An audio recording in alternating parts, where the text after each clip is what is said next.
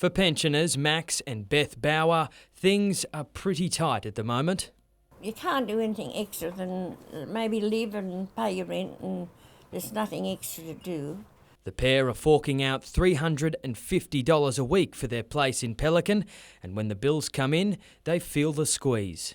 Not very well at all, and you can't get away for a break.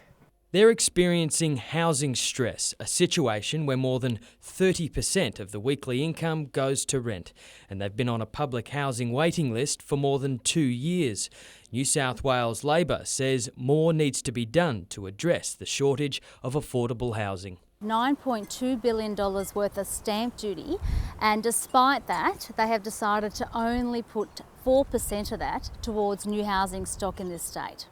As of June 30 last year, the public housing waiting list in Lake Macquarie, Maitland, Port Stephens and in Newcastle was between 5 and 10 years. More than 1,500 people in this region are suffering from housing stress in their senior years, and it's just wrong. And while pensioners feel the strain, Samaritans say it's young people who experience it the most.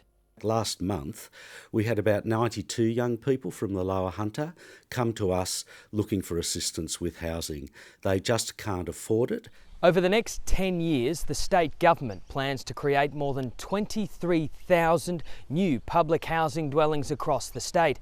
It's also recently announced a $1 billion investment fund, calling on NGOs, landholders and the private sector to generate more than 3,000 new social and affordable homes.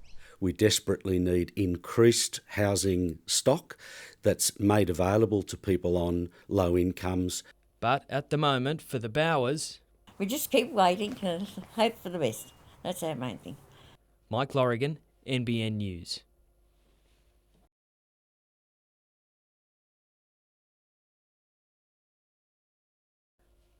When AGL walked away from its Gloucester coal seam gas project in February, Jennifer O'Neill cried tears of joy. 2 months on, she's sharing her story to inspire other community groups from around the country. All of the little actions that we took along the way, all of the contributions from local people and wider groups such as we have here today, have all worked together to bring us a more sustainable Gloucester. The Beyond Coal and Gas Conference runs all weekend at Lake Macquarie and aims to bring together protest groups who find themselves in a coal and gas debate in their town. It can be a very isolating experience, and so what we try to do with this conference is bring those people together to share stories, to learn from each other and build confidence that local communities working together can actually win against big multinational energy companies. Ms O'Neill says the task of challenging big projects can be daunting for a small community. You don't have to be an expert, okay, but join together with all the people who are also feeling the same way as you can really make a difference. Of course, the abandonment of many gas and coal projects around the state can be attributed to the New South Wales Government's gas plan, where around 3 million hectares of land was recovered under petroleum exploration licence buyback schemes. But activists say community groups can still play a role. We have a global climate crisis and we need to drive this transition faster. It's urgent. We can't afford to just wait around and continue to burn fossil fuels.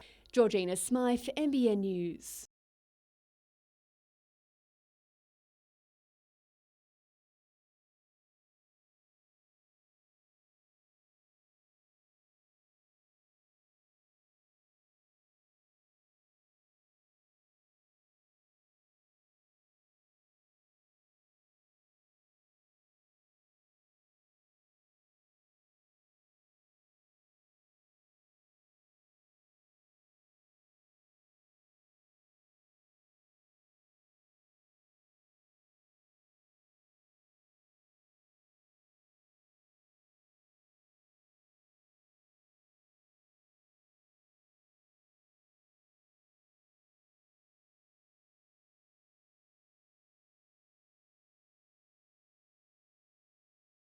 It's an incredible milestone, 30 years of any type of event, and I suppose the success to Steamfest is the volunteers and all the people behind the scene who maintain the engines and come along year after year.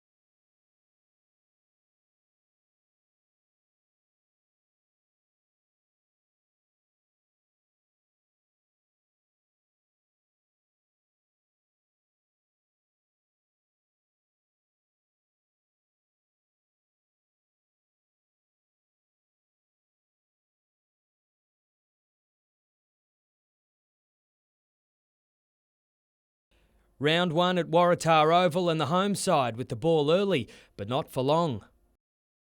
Rowan Clark streaking away with University's first points for the year. A blow for the Tars, Junior Polawali sidelined with a head knock. Not long after, the claret was flowing, the shoulders connecting and the passes flying. The sloppy play continued after the break. Both sides opting to put it to the boot, some attempts better than others. The Tars' massive forward pack crossing midway through the second half, extending their lead to 9 points.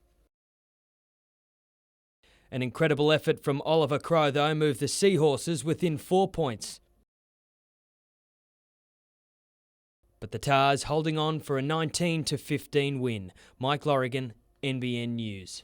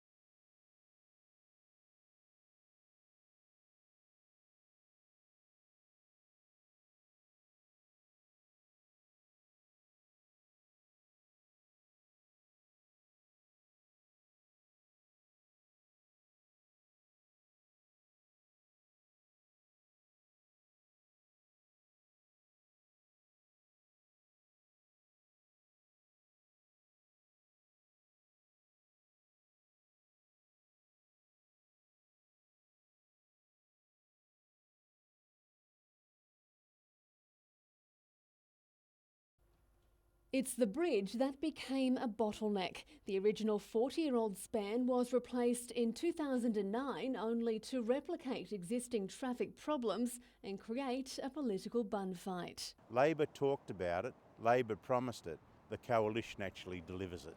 Today, a joint venture, WBHO McIlwain, was awarded the tender for an additional 2-lane bridge on the western side of the current one.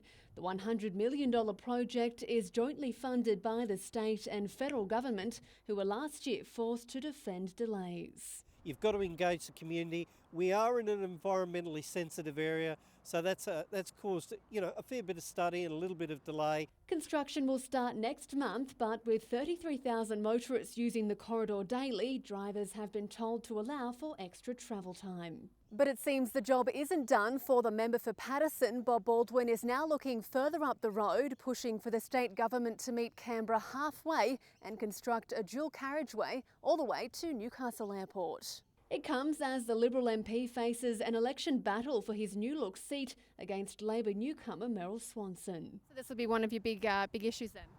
There'll be a number of road issues. I've put a message very strongly today through Scott McDonald, our State Minister for this area, that it needs to be addressed.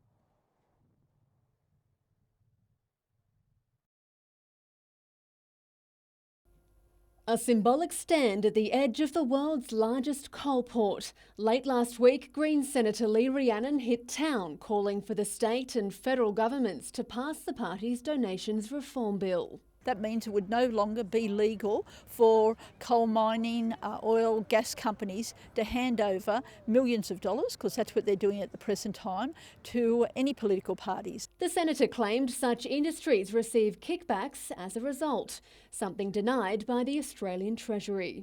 Well, the Treasury might say there's no subsidies, but when you look at that it is the government that is paying for ports, for roads, for railway lines into these coal mines, and also helping with research and development and assisting in so many ways. Today, mining industry spokesperson Stephen Galilee says the Greens' comments were vague accusations. If the Greens have a specific allegation that they want to make, then they should make it. But the implication in this policy and the way that they are attempting to reflect upon the industry and the people that work in this industry is absolutely abhorrent. Speaking at the Voice for Mining Family Day at Hunter Stadium, he says communities should benefit from the industry. Mining regions and mining communities deserve the infrastructure that is required to sustain a quality of life for the people that work in those parts of the state. Georgina Smythe, NBN News.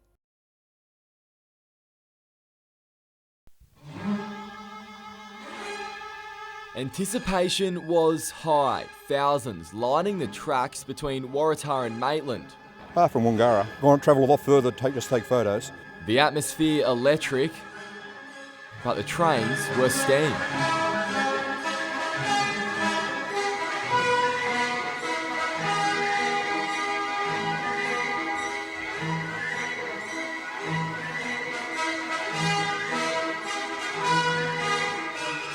Welcome to Steam Fest! And while it was a close finish, the steam trains were given the nod with the Garrett the first home. Little surprise to those on board. Was the result ever in doubt? Probably not. No, the trains are always the best. The question was which one of us was going to win. It sounds as though he's really gloating on that, doesn't it? You know, I know that the enginemen put in a mighty effort. It was a very close race. At Maitland, with period attire and all things engines great and small, excitement was in the air at the home of Steamfest itself. Well, I've been following steam all my life, but this beats everything. Plenty agreed, with 80,000 people visiting over the weekend, the platform at a gridlock. They're the biggest crowds we've ever seen over the weekend, and that great train race today was just a spectacular achievement. Planes, trains and automobiles too. Something for enthusiasts no matter what age. What's it like being on a steam train? Oh, it's amazing. These things could last forever. The dream of railways will never die. Samuel Jordan, NBN News.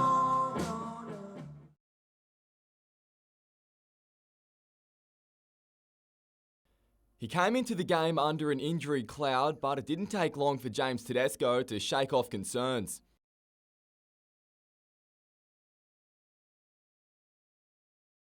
He looked set for another minutes later, Nathan Ross doing what very few have, running him down. And it was the Knights' turn to show some speed. First, Jeremy Smith made 30 metres, before Jalen Feeney broke the line and almost went all the way, Akuyuate finishing the job.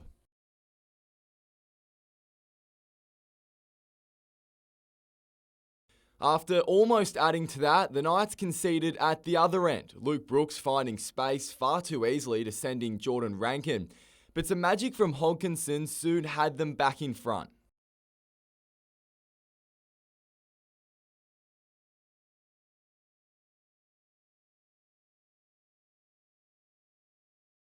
Bizarre scenes after half-time, a second ball on the field costing the Tigers.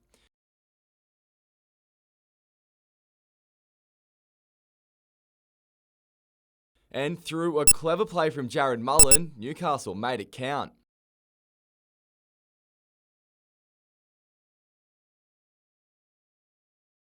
But again, their line defence let them down, Rankin bagging his second in the easiest of circumstances. While Woods went off, the Tigers stepped up, Tedesco going close, Nathan Brown on edge. The Knights had more chances, this try disallowed, it didn't matter, they held on. It feels pretty good, Freddie. It was long overdue. We've put in some decent performances, but not for 80 minutes. And tonight we hung in there and we fought, and it's a good feeling, especially in front of the home crowd. Samuel Jordan, NBN News.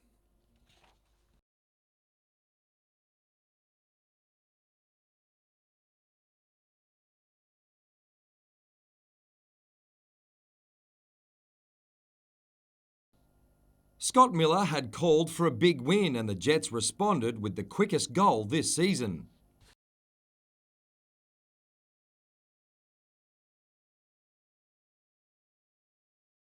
The Mariners keeper was helped from the field following the collision. His replacement was soon in the firing line too.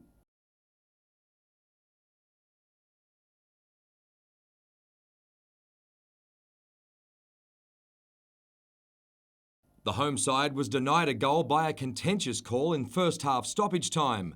Ben Kantarovski was on the end of another one shortly after the break.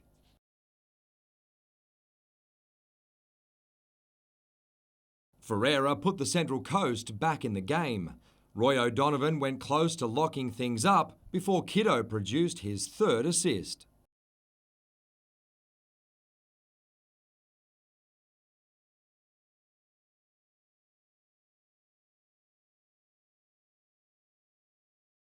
Luis Garcia combined with O'Donovan to give the Mariners hope of a comeback, but the Jets' stand-in skipper finished the season in style.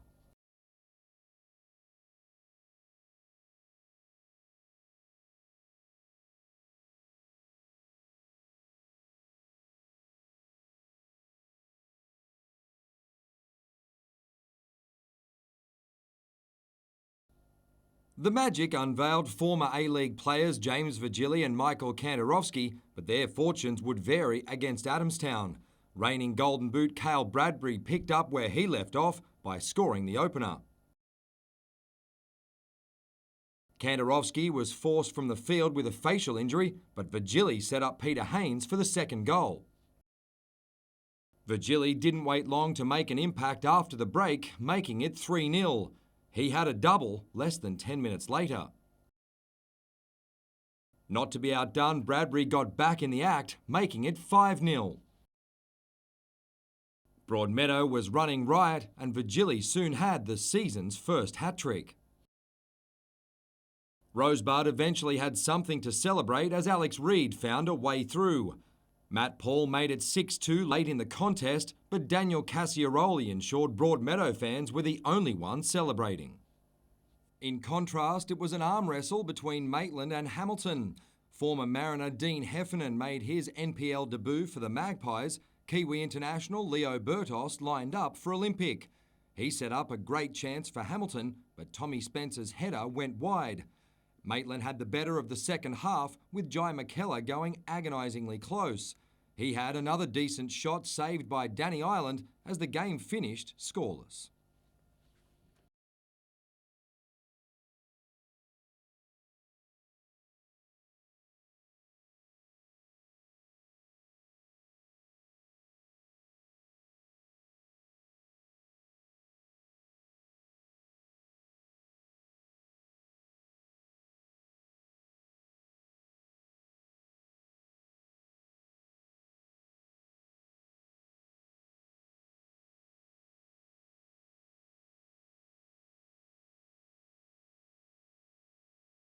Kate, what actually happened? Tash, it's being described as a freak accident. A couple from Sydney was enjoying a beautiful day at Port Stephens, doing a bit of parasailing at Nelson Bay. We actually had an NBN news crew there filming a sailing event a little earlier in the afternoon and reported pretty calm conditions. But when this pair came into land, they were hit by a sudden southerly change and they crashed into the water. The woman, a 26-year-old, was actually caught up in the roping of the chute. It ended up around her neck. She was flown by the Westpac rescue chopper to John Hunter Hospital with suspected spinal injuries as well as cuts to her neck and face. A 29-year-old man was transported by ambulance, also with a suspected spinal injury. Now, the pair tonight remain in John Hunter Hospital in a stable condition. No doubt tomorrow there will be investigations into exactly what went wrong.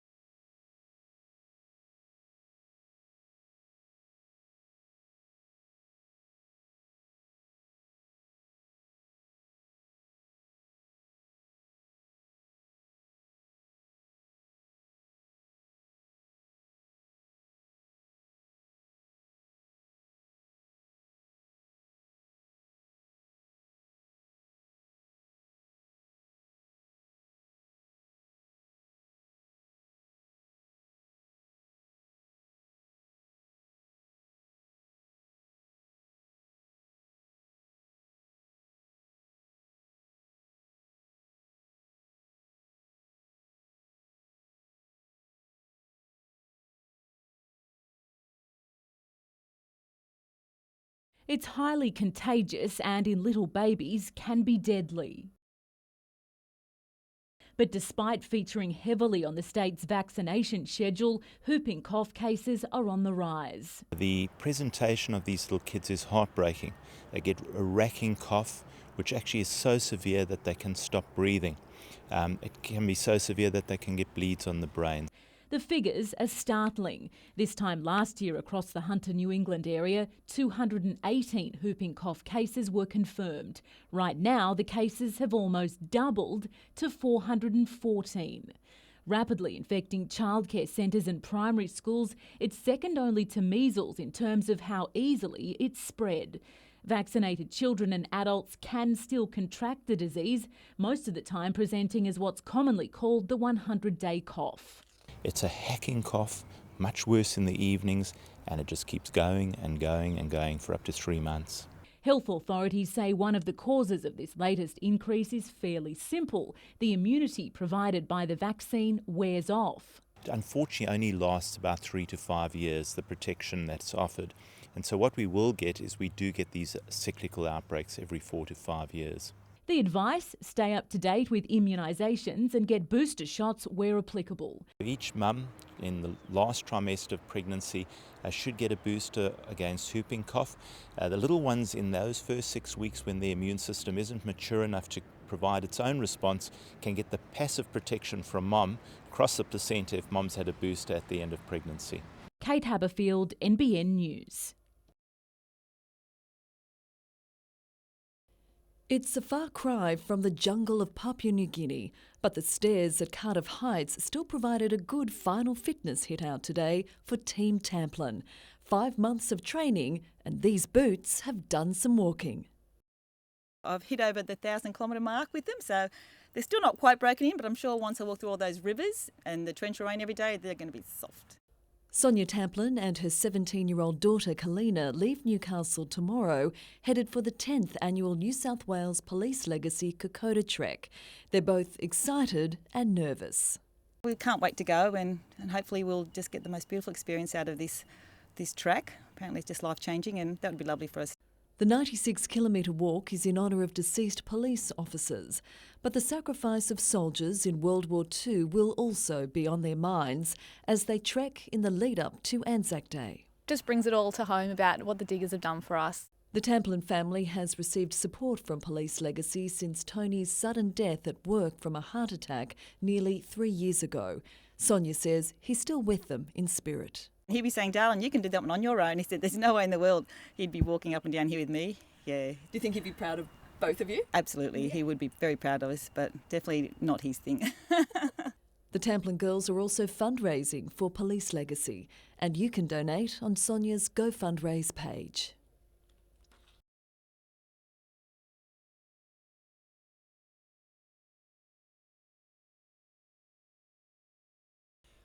Man the decks and splice the mainsails. The Port Stephens Regatta is now underway. It's perfect today. We've got warm breezes, the seas are calm, the marinas are full, the social calendar is packed, over 1,000 competitors here all up, so really looking forward to having a great time. Today's Commodore Cup, a fun start to the week-long program, and crews were certainly getting into the spirit of that. We are elite athletes. We're on the water training for this year in, year out. All under the guidance of a familiar face. Wilson, how are the team's chances? I think that the team's chances are as good as ever. We will look good. We will play hard. While it's plenty of fun being out on the water, organisers are smiling off it too. The number of competitors for the regatta is at an all-time high, meaning a boost to the local economy expected to be upwards of $1 million. You've got, 160 registered boats, all with, 10 people with family, with kids. They're all here paying for accommodation, paying for meals, taking their kids on activities. It's a huge economic boost for the whole community. Numbers will continue to grow as the event progresses, with the state titles bringing in the serious sailors at the end of the week. The waters here are as good as you'll find anywhere in the world. They've actually said the racetrack here is probably the best in Australia. Samuel Jordan, NBN News.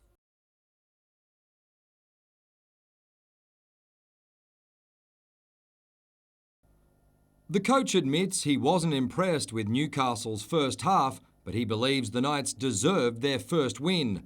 Fullback Dane Gagai received the Players' Player Award, making over 200 metres and missing just one tackle.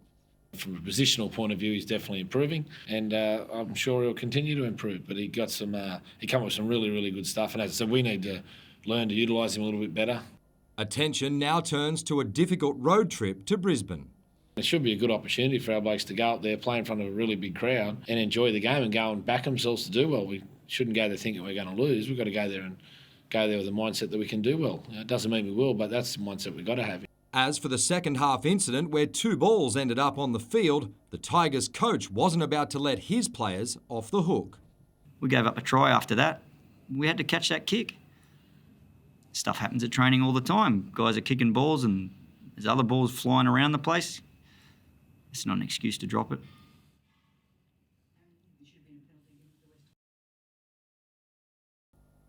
Having played more than 50 A-League games, James Vigili was always going to be under pressure to perform for Broadmeadow.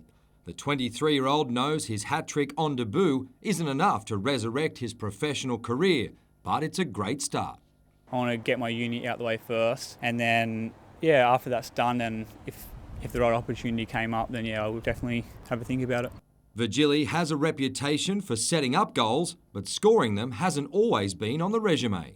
I want to have the mindset of going into each game hoping to get on the score sheet, and then if it happens, it happens. As for his team, the 7-2 win over Rosebud has put the competition on notice. I don't know if the other teams think that we're contenders or not, but as a club, first is what we've got our eyes on. Broadmeadow will host the Jaffers in round 2 on Sunday.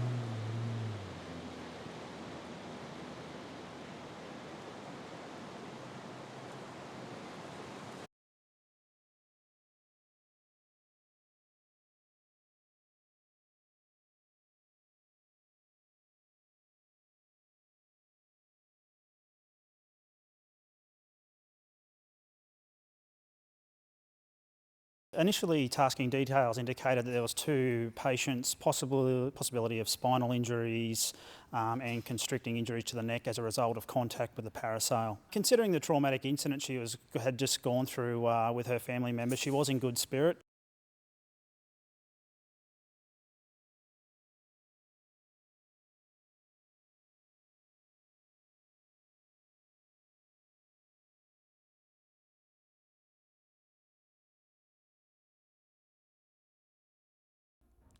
Scenes like this, enough to drive you batty.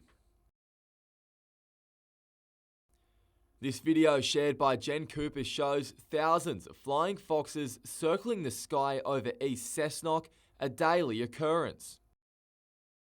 It's hell living here, and it's just rotten.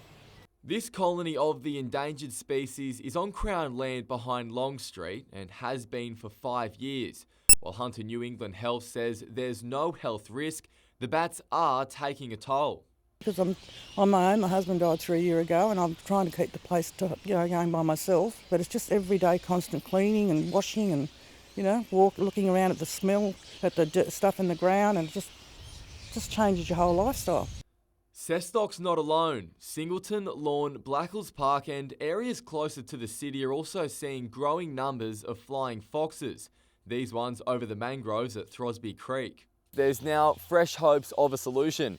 Federal member for the Hunter, Joel Fitzgibbon, has called for a Senate inquiry into the flying foxes, and the early signs from the Minister for Environment, Greg Hunt, are positive. Mr Fitzgibbon believes there is a way to protect both the species and residents, but at East Cessnock, they just want action, even compensation. We all want help. We can't get it. Samuel Jordan, NBN News.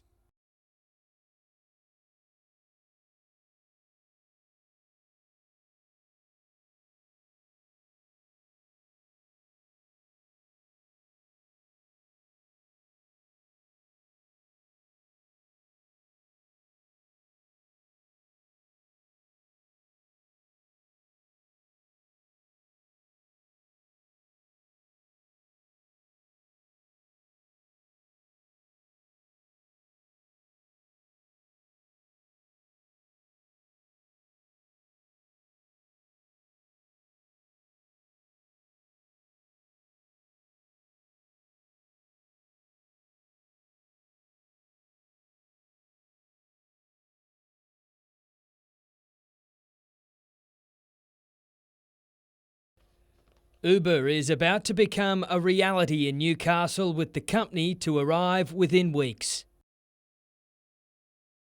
A launch date is yet to be revealed, but the service is expected to include the airport, with most of the rides based around the CBD and the university. Would you consider taking an Uber somewhere in the city? Probably, yeah. I mean, it sounds a lot easier than taxis. Yeah, I'm very familiar with Uber. I don't use it yet, but if it came to Newcastle, I'd consider it. More than 30 prospective drivers were briefed about the launch last week. They'll join around 170 existing cab drivers on our roads. But unlike its capital city counterparts, the local taxi association isn't fazed about the shake-up. I welcome competition all the time. I think the public deserves better all the time. We are getting better all the time with the service we give, and we've got to keep getting better. But not all cabbies are on the same page. Uber's going to make a dent in the industry. It's going to spread the cash very thinly across the board, and I think we're all going to be hurting. Uber was legalised in New South Wales last December and is generally considered cheaper, but the Taxi Association says it's open to changes in fares. It's competition. We'll meet the market. Uber was unavailable for comment on camera today, but a spokesperson for the company revealed they'll be releasing more information about what the service will look like tomorrow. Mike Lorrigan, NBN News.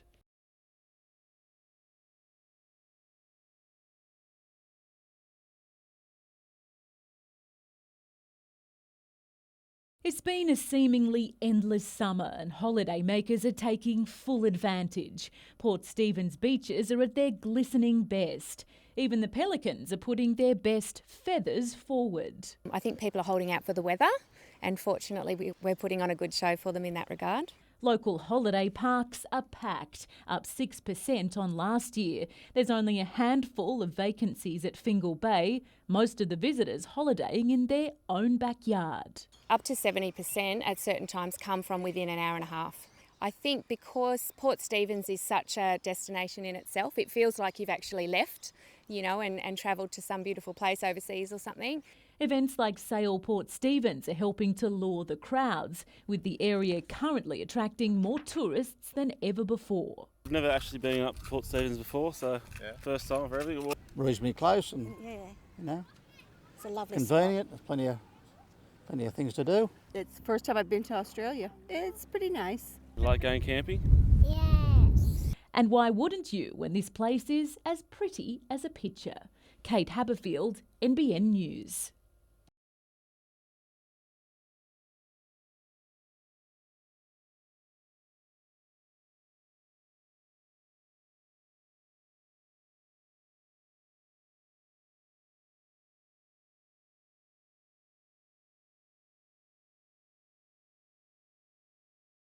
I'd just like to be able to pass on what I thought was a bit of knowledge about what sport was being played and how it was played, and in effect sometimes who should be playing it.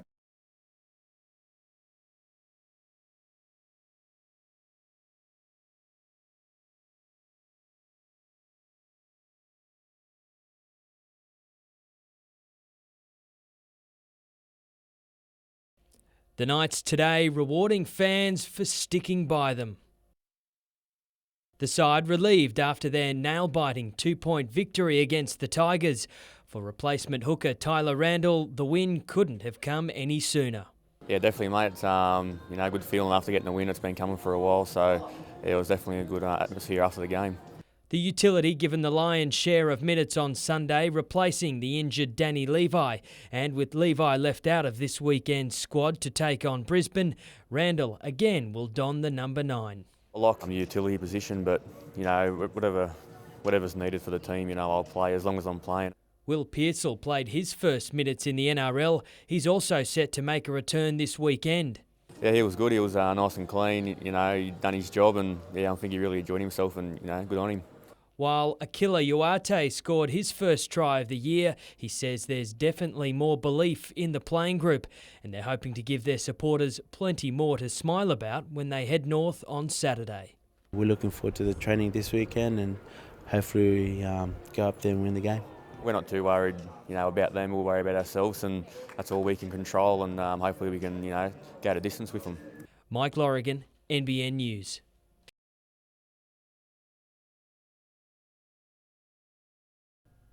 They claimed a 5th Australian Ice Hockey League title in 2015, but the North Stars face a few hurdles if they're going to secure back-to-back titles.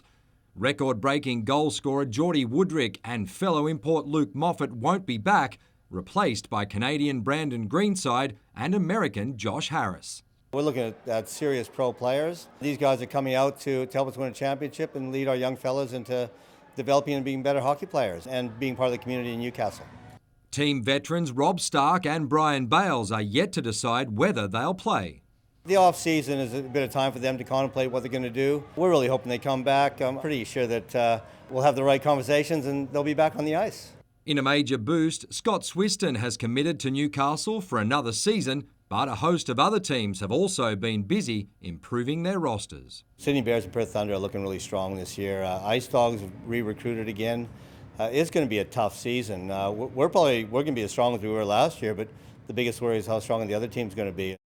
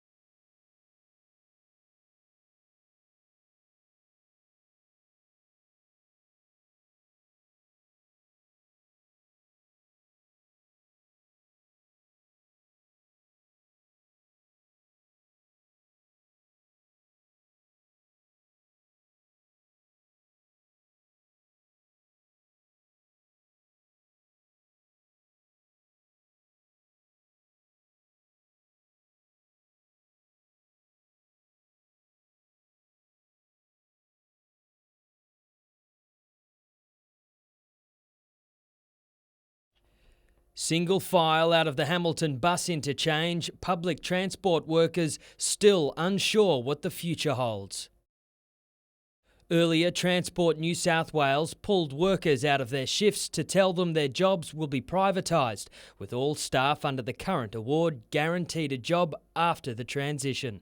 Well, the workers themselves actually said to Transport, "You've told us nothing." We just had a 2-hour meeting and they still feel like they've been told nothing. The government will seek tenders for the services within weeks, with the aim of privatising them by June 2017. While workers were gagged today, their unions say they want more clarity. Who are they going to be working for? What is the tender process going to look like? Of the employees on Newcastle's transport network, more than 300 work with buses. The rest are a mix of ferry drivers, mechanics and administration staff. Amid an angry backlash last December, the Premier told them he'd improve the consultation process. There is a sprinkling of information come out today and we hope there will be a flood of it in the future. Transport workers say down the track strike action will be a last resort, but it depends on whether or not the Baird government remains open and transparent. Today was a good first step, but there's lots of questions to come, and the accuracy of those answers is going to be integral to whether there's going to be further industrial action for workers. Mike Lorrigan, NBN News.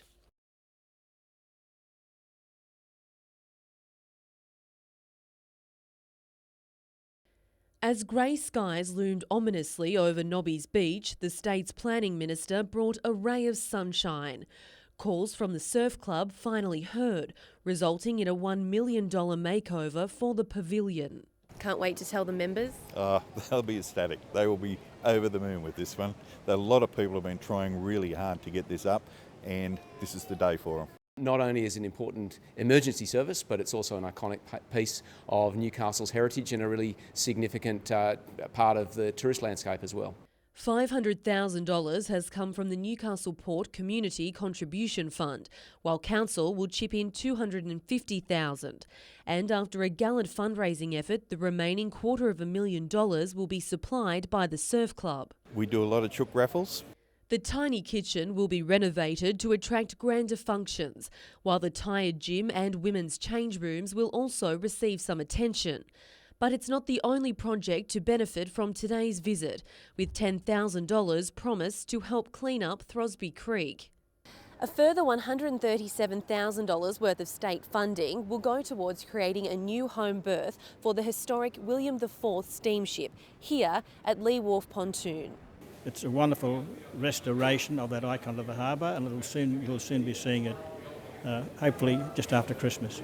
Despite delivering good news, the minister couldn't avoid council criticism of his government's light rail plan. It is sterilising our opportunity to fulfil our urban renewal goals around Hunter Street. It's a public process. That's exactly what this is designed to tease out, is what people think of different plans, and we can reflect on the views put through that process and then make some final determinations. Emma Murphy, NBN News.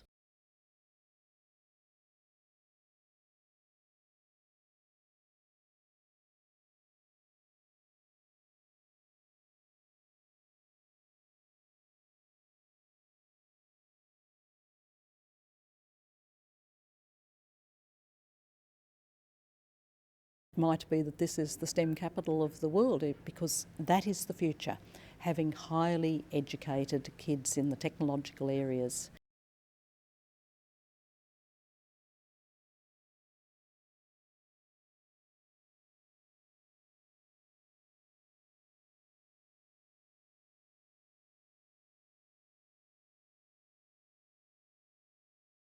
Winter is coming, and so too are the winter warmers.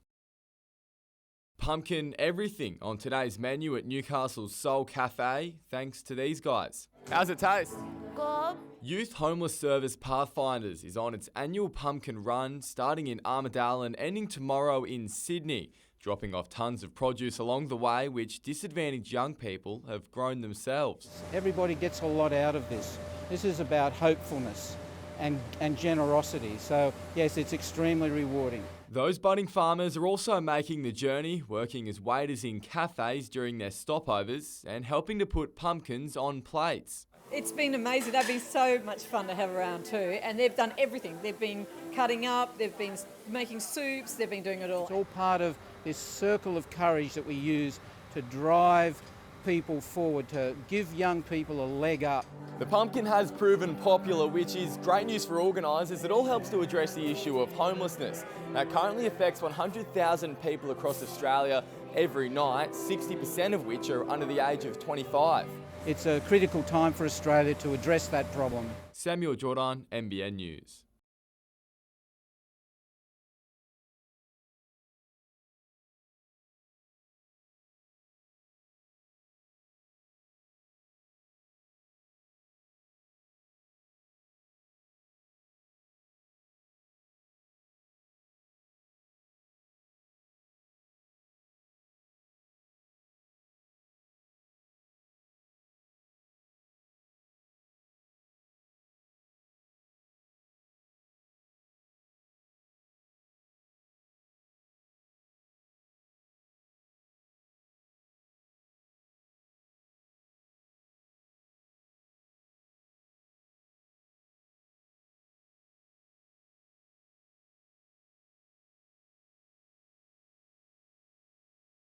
Yeah, so we've got the full event here. You know, we've got all the international teams, everyone who's going to the games, I believe is here, and so it's good for us. It's our last check-in in an official event before the Olympics. All our training after this is in Rio.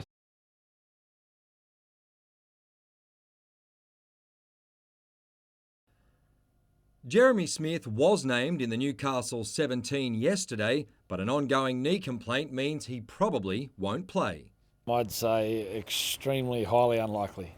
Nathan Brown is now weighing up his options. Dave Benner's a really good possibility of coming back. Danny Levi's somewhat of a chance. Josh King's another young player that's been in the squad once or twice already that hasn't played a game yet, who's a possibility as well. The clash with Brisbane could take on extra meaning, with former Knight Darius Boyd suggesting Newcastle only has itself to blame for the state of the club, not former coach Wayne Bennett. There's probably a little bit of feeling there. We've got a couple of ex-players in that team as well that are going to probably stand up and really have a crack. I know Dane Gagai's probably one of those players who will be one of their best on the night. Brisbane's forwards are also wary of brothers Corbin and Tarek Sims. They are always fiery and usually very fiery when they play us. Corbin has a habit of scoring against Brisbane. If he crosses again, expect to see this celebration. I put the A for Alex, I'll always do that every time I score until he walks again, and I've told him that. And then obviously the T for my newborn son, Tavi. That's the first time I've scored a try since he's been born. As for the incident involving two balls on the field against the Tigers, Corbin maintains his innocence. I don't know what you're talking about. I thought it was a seagull. I was just trying to get it out of the way.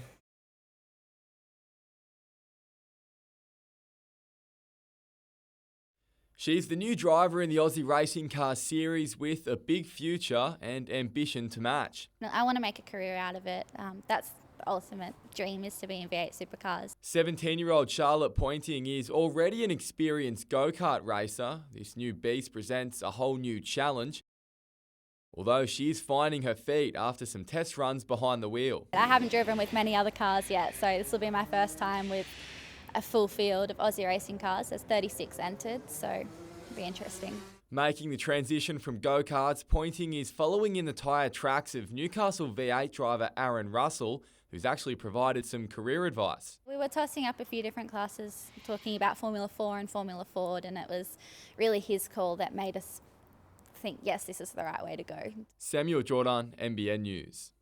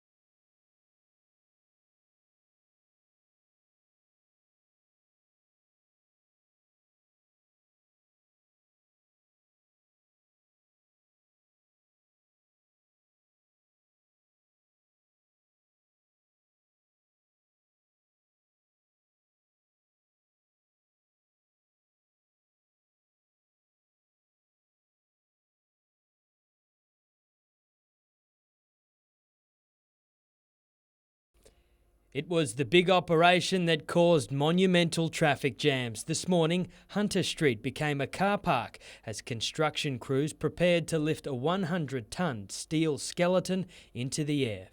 There is unfortunately no other day we can do it. With crowds watching, up she went. It's known as the Nobbies section and soon came to rest on the X column while workers bolted it to the main building. This is a landmark project in any city. This sits in our company at the moment. It is rated the #1 project. The university's $95 million education precinct is slowly taking shape. Work started early last year and is on track for completion by mid-2017. I think it marks a big move for the university to move into the city, to state its presence in Newcastle. When finished, it will look something like this, a unique structure offering panoramic views of the city, all the way out to Nobby's Headland, over to Honeysuckle, through to the Port of Newcastle and south to Bar Beach. The finished product's going to look stunning from an architectural perspective. There'll be a lot of glass and colour, aluminium, a very leading edge contemporary design. Mike Lorrigan, NBN News.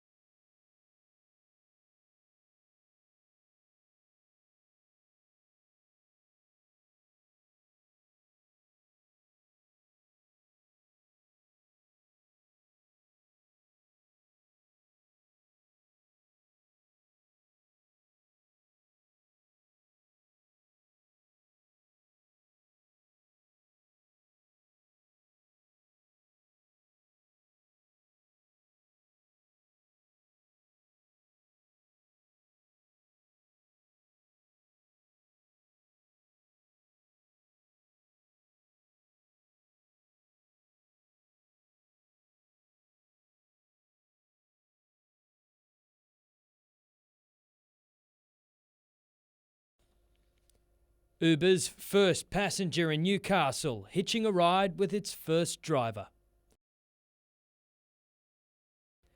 Kai is among more than 100 drivers ready to hit the streets. I think just the flexibility, being able to be your own boss and work when you want to. The service will be rolled out across an area as far north as Newcastle Airport, right down to the Woy Woy Peninsula. In Newcastle, the company expects most of the activity to occur on weekends between the university and the CBD, and on the Central Coast around Gosford and Woy Woy. There's been 10,000 people that have downloaded the Uber app in the Central Coast and Newcastle area, so we didn't want to ignore those statistics, and that's why we're here. Uber claims fares will be around 2/3 the price of catching a cab. A trip from the CBD to the airport will be $40 to $45, the university to the beach $20 to $22, and the beach to Civic Park could cost as little as $6. Are you worried, or are other cabbies worried? To be honest, we're not too worried at this stage. It's just a matter of trial and error, I think, to see where we are with it.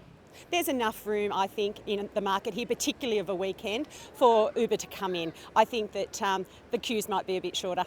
Mike Lorrigan, NBN News.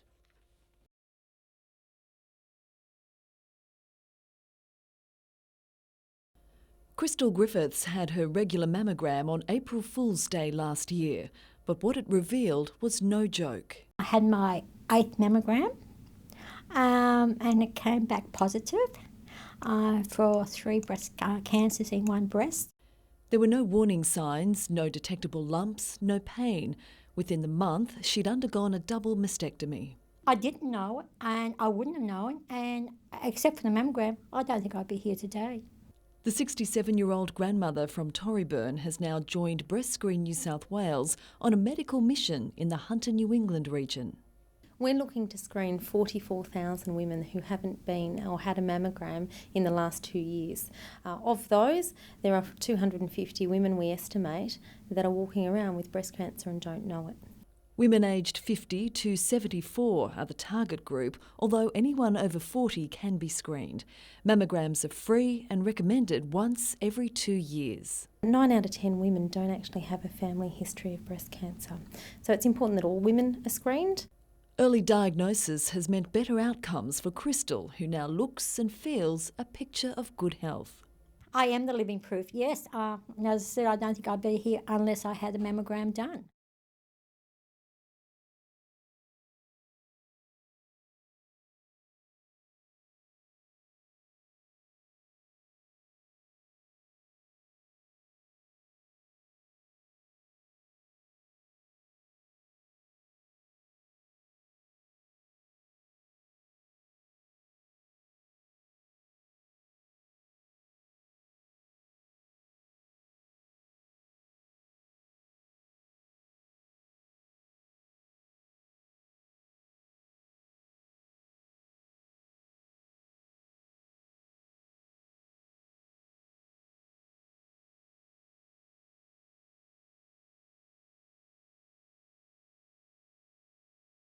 To have that kind of help is it's uplifting, and it keeps me inspired and motivated to doing what we can, getting the research going so that we can find answers to stop this terrible disease.